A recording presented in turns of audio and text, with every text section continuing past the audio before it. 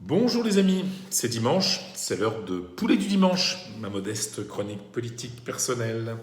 Aujourd'hui, je voulais vous parler de Nicolas Sarkozy et d'Éric Zemmour, ou plutôt des déclarations de l'ancien président de la République au sujet de l'agressivité de certains journalistes quand ils reçoivent Zemmour, de cette manière de se mettre en scène pour contrecarrer le désormais candidat à la présidence de la République. Il a raison, Sarko. Il a raison quand il dit qu'il y a une différence de traitement entre Zemmour et les autres candidats, qu'il y a une sorte de comportement de petits procureurs de certains journalistes qui ont le droit d'avoir leurs idées politiques. Moi, je ne crois pas en l'objectivité, je trouve ça ridicule.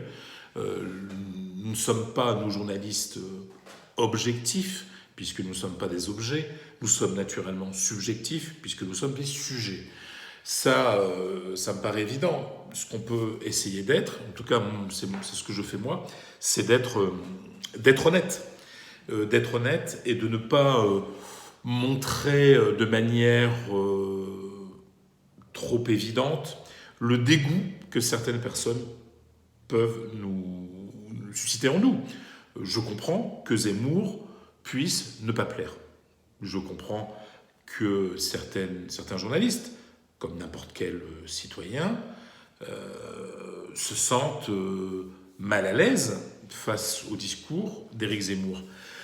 Le problème, c'est que déjà d'un point de vue purement déontologique, c'est quand même mieux d'avoir le même comportement pour quelqu'un qui représente une partie des Français, le même comportement qu'avec les autres. Et puis surtout, c'est que ça ne marche pas. Combattre l'extrême droite avec des méthodes qui n'ont fait que faire monter l'extrême droite, c'est quand même un peu con. Vous savez, maintenant que j'ai plus de 50 ans, je me souviens parfaitement de la campagne de 2002. J'étais déjà journaliste.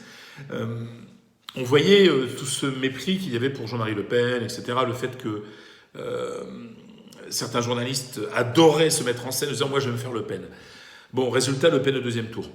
Après, on a eu la fille.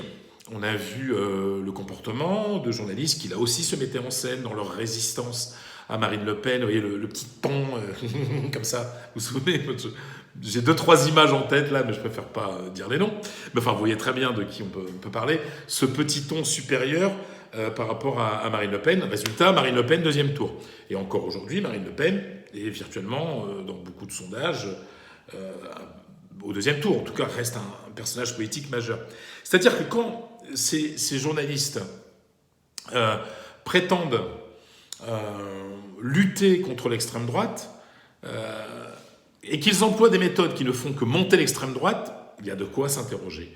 Et ben, c'est exactement ce qui se passe avec Zemmour. Zemmour, une partie de son succès vient justement du fait que le mépris de certains journalistes est flagrant et qu'il apparaît justement comme une sorte de victime d'un système. Parce qu'à tort ou à raison, les journalistes, en tout cas certains journalistes, apparaissent comme membres d'un certain système.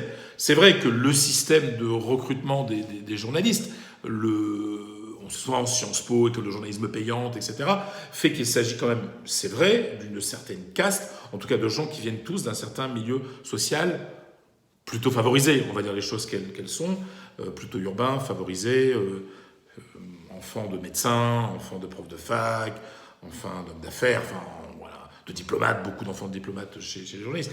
Donc, vous savez, tout cela ne fait qu'aider Éric Zemmour dans son discours en disant « je suis l'ennemi du système », etc. Voilà. Donc moi, je ne me permettrai pas de donner de conseils à mes confrères, loin de là-dessus. Simplement, ces méthodes-là, ça ne marche pas. En plus que ça défigure un peu cette profession, eh ben ça ne marche pas. Voilà, à bientôt les amis.